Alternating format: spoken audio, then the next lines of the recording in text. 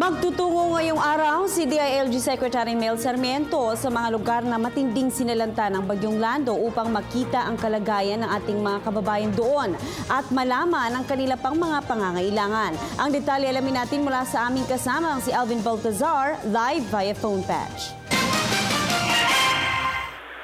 Princess, magtungo ngayon si DILG Secretary Mel Sarmiento sa mga lugar na matinding hinagupit ng Bagyong Lando. Ground zero kung ilarawan ng kalihimang mga lugar direktang tinamaan ni Lando, lalo na ang Aurora na ayon kay Sarmiento, tatangkayin nilang mapasok. Prioridad din na marating ni Sarmiento ang Nueva Ecija at ang area ng Kasiguran. Inasang makakasama ng kalihim sa pag-iikot ang Pangulong Noynoy Aquino at posibleng bailan ang biyahe nila sa gitna na rin ang nakamampanganib kung gagamit sila ng sasakyang panghimpapawid.